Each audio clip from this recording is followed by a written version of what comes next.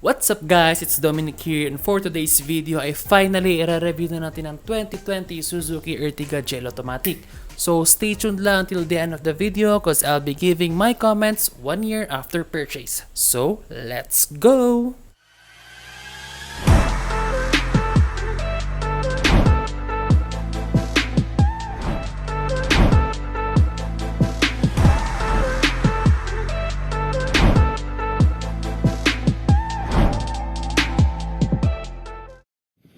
So let's start this video by opening the vehicle.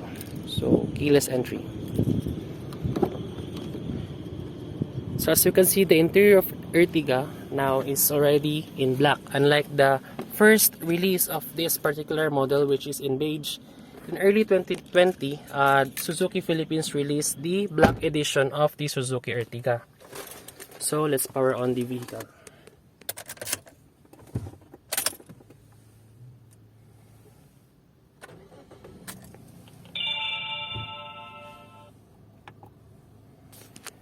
So inside, the Ertiga is actually very basic. Everything is actually made in hard plastic. No soft materials found here, except for the seats, of course. Even the shoulder pads for the GL automatic model is made of hard plastic. So that's it, that's a warning. But one good thing about the Ertiga is the floating design of the infotainment system. So compared to others in its class, the Expander and the Rush, the Ertiga actually has the largest screen display among all competitors.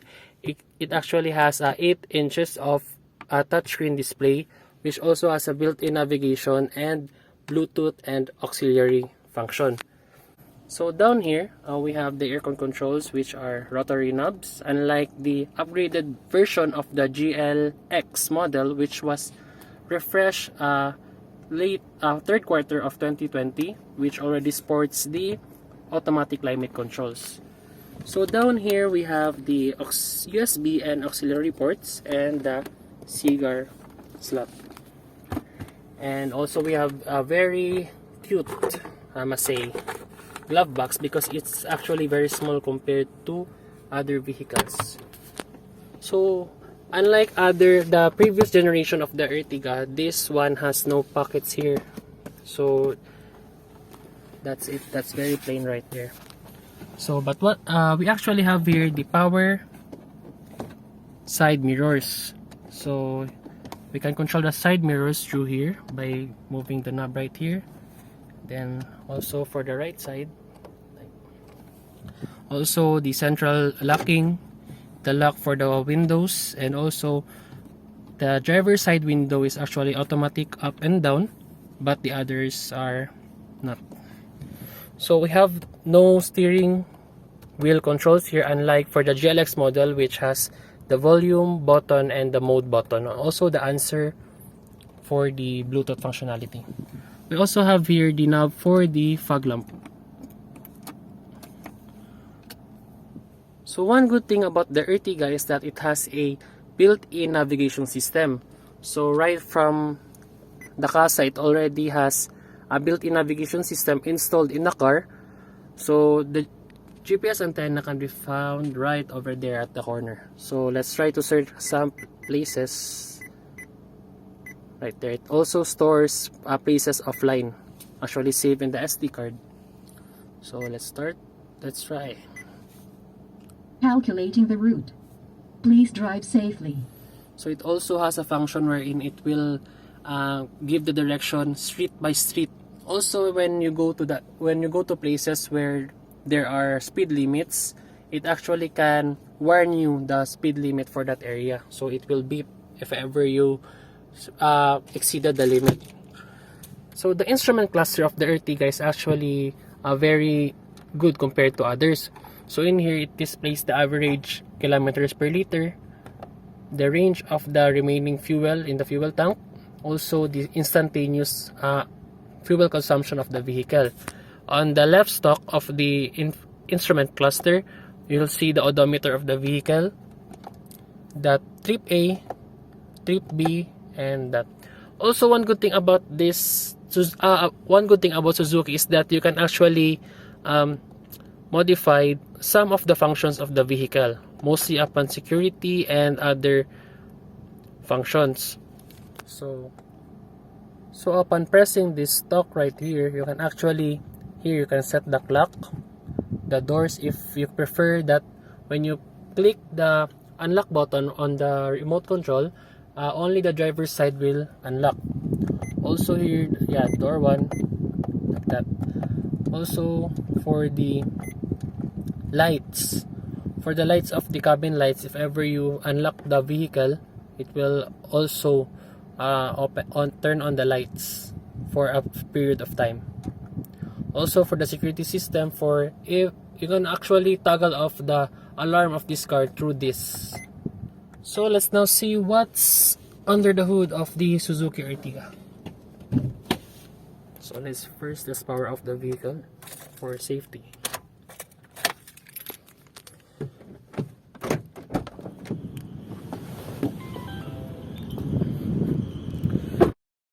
A slight upgrade from the previous generation of the Ertiga, this particular model is powered by a 1.5-liter 4-cylinder K15B engine, which is capable in producing 103 horsepower at 6,000 RPM and 138 Nm of torque at 4,400 RPM.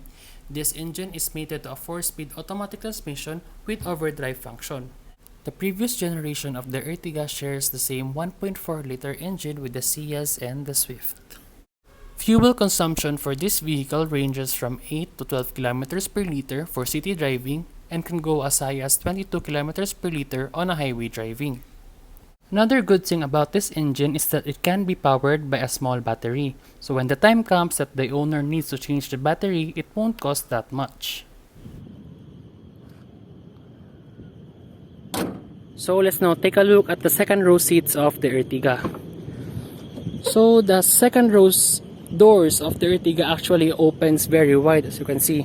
So that's the first thing that I noticed when I first opened this door right here. So the build quality is the same with the passenger and the driver's side doors, which is built in hard plastic. Even the shoulder pads are still built in hard plastic. But good thing there is a built-in speaker which comes standard for the GL model, and bottle holder and document folder right here. So sitting here at the second row seat of the Ertiga, as you can see, the legroom is very much generous. This seat is positioned in my driving position. So as you can see, it still leaves the second row passenger pretty much a decent legroom space. Same with the other passenger. So as you can see, the windows in this second row seats are actually very pretty wide. So you can see it is much wider compared to other models. So this gives a roomy and airy feel for the second and third row passengers. So the second row and the third row passengers actually cool down by the aircon vents that can be found right here. The term Ertiga was derived from the Indonesian word tiga, which translates the Roman numeral number 3, combined with R, which literally means row, because the first generation Ertiga was based on the Swift platform. So basically, the Ertiga is a Swift with 3 rows. This model of the Ertiga is not just a facelift, but rather a new generation, as it is now powered by a new engine and structured to a new chassis referred by Suzuki as Hearttech.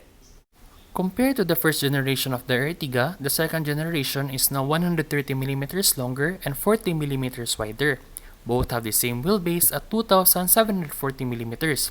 Suzuki has lowered the ground clearance by 5mm, and the maximum luggage capacity is now up from 735 liters to 803 liters.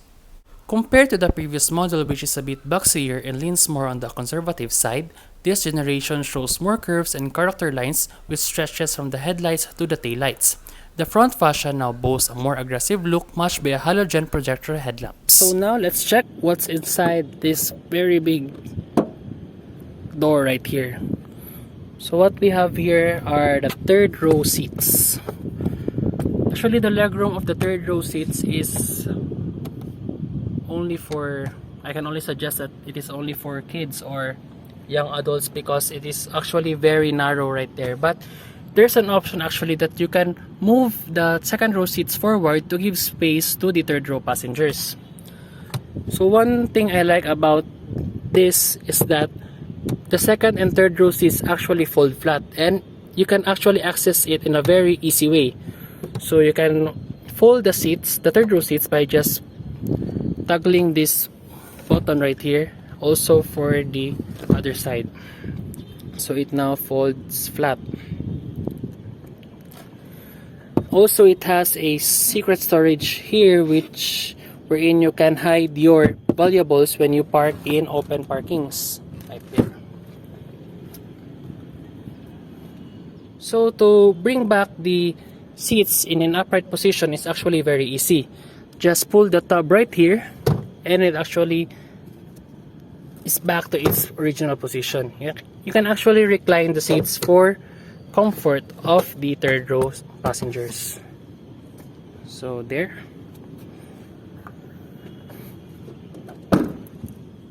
So this car will turn 1 year old this coming February, and here are some things which I observed in this car during the course of the 1 year. So first is the plastic materials in this vehicle, especially in the dashboard side, actually squeaks. I think it is still too early for it to sound squeaky like that, pero tumutulog lang naman siya kapag nalulubak or nakakadaan sa mga hindi pantay-pantay na daan. And yung 6 months pa lang itong unit, meron na kaming sa Casa na yung tunog dito sa may panel, pero na-fix naman nila. Meron lang doon nag-loose dito sa likod. Mapapanood din siya doon sa aking previous video, which is the 5K PMS na video. Actually, yun lang yung bad thing na masasabi ko dito sa Ertiga, yung kanyang build quality ng kanyang mga panels, ng kanyang mga door sidings, kasi tsaka made of hard plastic talaga siya. Pero I think it is understandable naman sa kanyang price point. So, meron talaga mga parts yung manufacturer na i-cost cut to reduce the SRP of the vehicle. For the good side naman, after 1 year of use, palaging ganito lang yung setting ng aircon. At the lowest setting, number 1 yung fan, still sobrang lamig pa rin talaga, parang same pa rin na magkakuha ng brand new, so hindi nagbago yung lamig. Also, yung kanyang fuel efficiency, as you can see right here, average siya ng 12.3 kilometers per liter. This is actually city driving. So, nung pumunta kami, kasi binailan to siya from Suzuki Suka to General Santos City. I'll be linking down yung link below nung travel namin by land. Umabot kami as high as 20.2 kilometers per liter on a highway with aircon on, with 4 passengers on board. So as you can see, with the car of this size, it is actually very promising to have that result. Also, yung 4-speed automatic ng Suzuki is very responsive talaga. So, it also has an overdrive function right here, which is very useful when overtaking and driving uphill. So, very responsive yung kanyang transmission. Actually, para kang nag-drive ng manual with the overdrive function. So, ito yung kanyang infotainment system. May mga features like the iPod, if you have an Apple device connected, auxiliary in, and AV in also. For the media card, you can actually put an SD card right here for your musics and other movies like that. Also, you have here, as I said earlier, the navigation, which is also very informative. As you can see here, you can see your current speed using the GPS satellite, your recent navigation searches, and also the street view of the navigation. So first things first, would I recommend the Suzuki Ertiga? The answer is yes. For what reasons? First is the price, second is the fuel efficiency, third is for the comfort. So for the people out there who are looking for their next MPV to ferry their families, the Suzuki Ertiga is the right choice for you. Thank you for watching. Until our next video, goodbye!